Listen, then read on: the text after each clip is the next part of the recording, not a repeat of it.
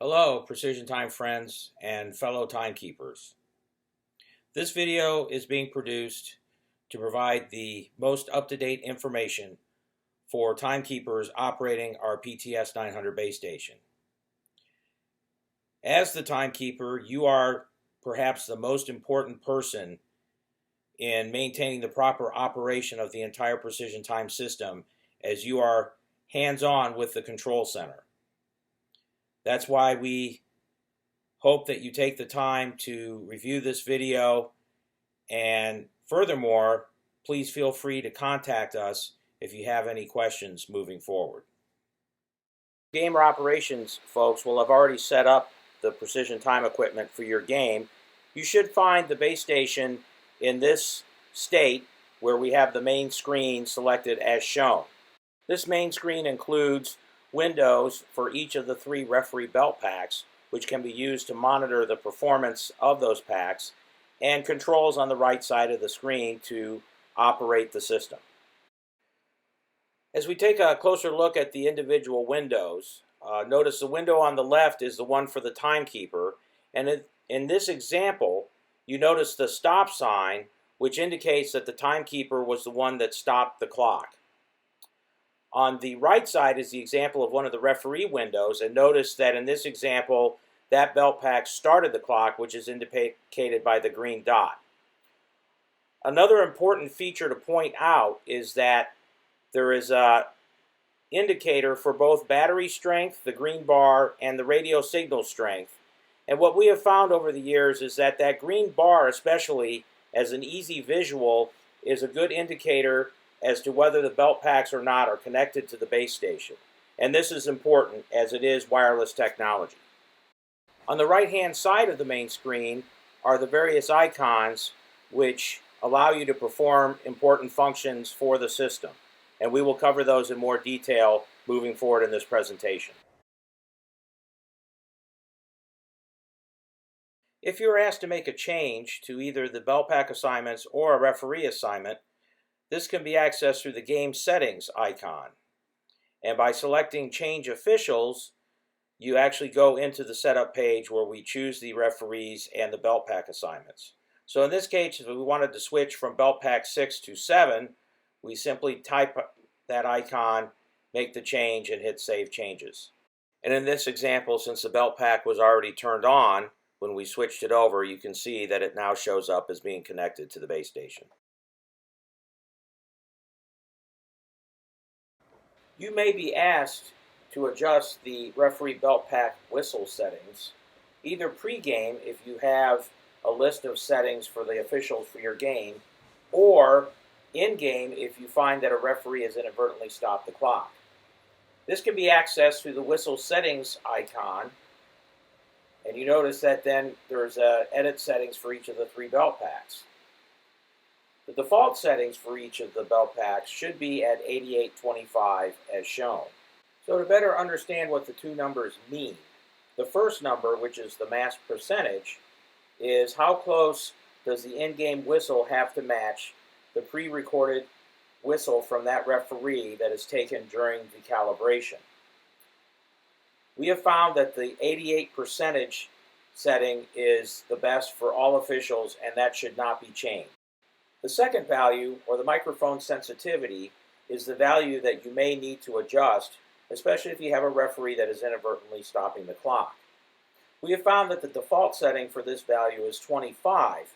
However, if a referee is stopping the clock during the game inadvertently, you may want to bump that value up to 26 or 27, which is in fact turning the microphone down. So you can see here by tapping on the value and then scrolling through and adjusting the setting to 26. We recommend that you change these settings 1 number at a time, and then if you could have that information reported to Precision Time, we can document that information for that official moving forward. As the calibration procedure is generally not completed until close to tip when the referees come out, you may be asked to be involved in performing this step, which is essential for the proper operation of the system. By tapping on the whistle calibration icon, will get you into the menu that will allow you to select each belt pack individually to calibrate. Once you have the referee's attention, and by selecting their belt pack to calibrate, you want to have them blow 2 whistles, normal blast with a space in between the 2 whistles as follows.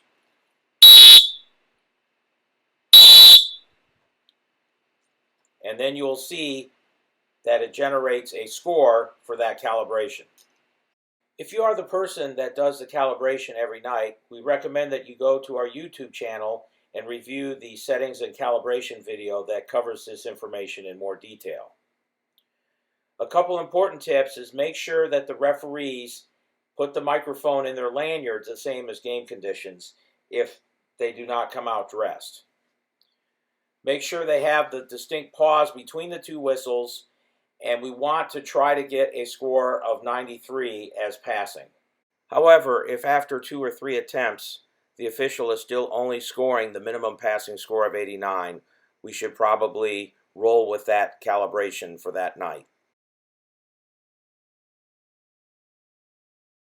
First topic I want to remind everybody of is to make sure that before the start of any period that the base station is set to stop.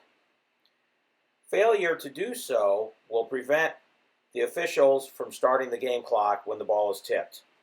Once the game starts, it is important that that you continue to be the timekeeper, operating the game clock now through the Precision Time base station, or if you have a Daktronics hand switch available, that can be implemented again through the base station, but you are still the timekeeper running the clock.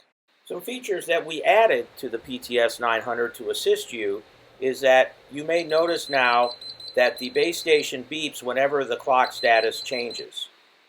The background, you also notice, will flash red or green depending on whether the base station is stopping or starting. With Precision Time in place, however, you become more than just the timekeeper.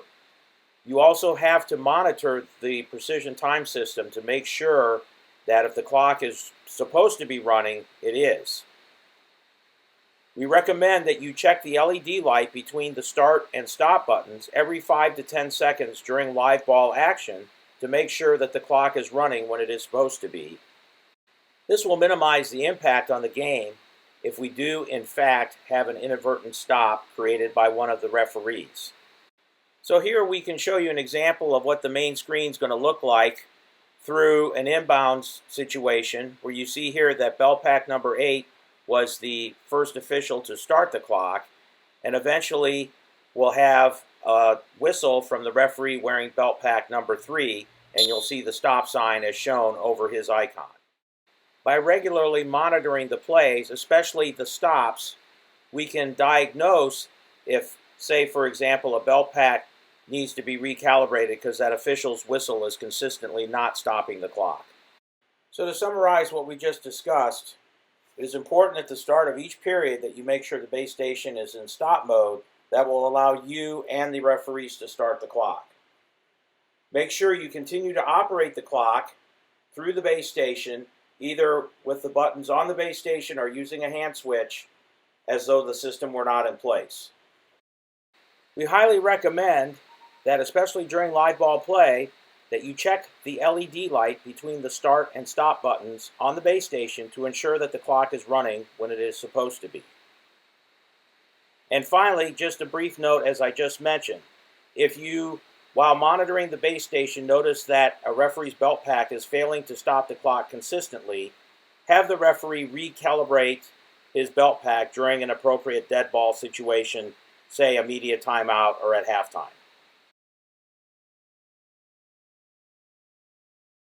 The first troubleshooting topic I want to cover is what to do in the event that your base station freezes, either before the game on the boot up or, more importantly, during the game. Obviously, if it happens during the boot up or, say, before the game, you notice that the touchscreen freezes when you attempt to calibrate the belt packs, for example, we're going to go ahead and reboot the base station. So this flow chart kind of goes over how to prioritize the appropriate action if this happens during the game. So if you notice the touchscreen has frozen, the first thing we want to assess is, does the base station control the game clock? So in other words, do the start and stop buttons on the base station still start and stop the game clock? So if this is the case, this gives us more options as to when to actually intervene and possibly reboot the base station. Obviously, if all functionality is lost, we're going to take the base station offline and try to proceed with the reboot procedure as soon as possible. If the base station is still operating the game clock, then we can go ahead and assess, are the belt packs still working? So sometimes, even though the touchscreen is not showing any changes, the belt packs are still starting and stopping the clock, and that's the way we designed the system. So if the belt packs are still working, that gives us a lot more flexibility as to when to engage in the reboot. And the reason I say this is that a hard reboot that includes restarting the base station and re-entering the game information will take about 2 minutes, which is pretty much the length of a full media timeout if we're doing a Division I game. An important point to know is that you do not have to recalibrate the belt packs after a hard reboot. Okay, so we just want to get the game reset up and continue playing.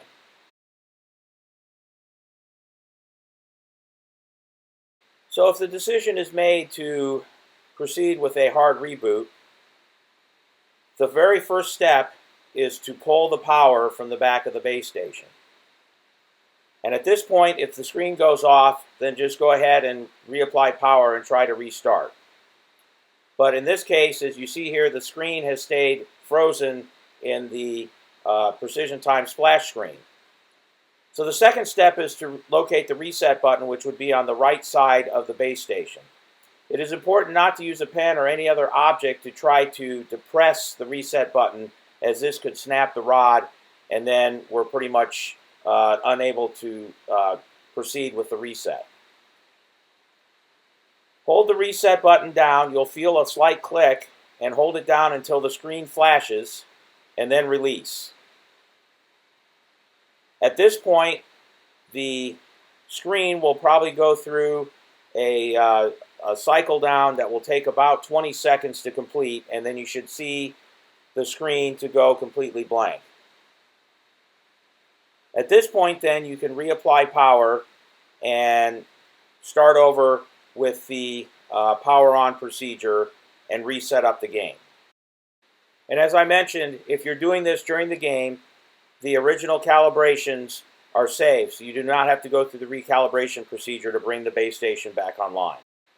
Another scenario that occurs occasionally is the belt packs going offline or losing connectivity with the base station during a game. And this shows up on the main touchscreen as the green battery indicator or the radio signal strength indicator going offline. The first step to try, which is completely unobtrusive to the game and can be done during live play, is to simply hit the radio reset icon on the right-hand side of the touchscreen. And this may reset the connection and bring the belt packs online. So in this example, you see here we have the 3 belt packs that have gone offline. So we tap the radio reset icon, and you'll notice that shortly after we do this, the belt packs are reacquired and reappear as being connected on the touchscreen as shown. So if this does not address the issue, and depending on whether you detect this issue before the game or during the game, we have a couple of options. We can either, one, try to turn off and back on the referee belt packs, which is kind of like a reboot for those packs. Or, especially if this happens pre-game and you have time, we probably recommend that you go ahead and reboot the base station, and that would probably be a more solid fix for the issue moving forward.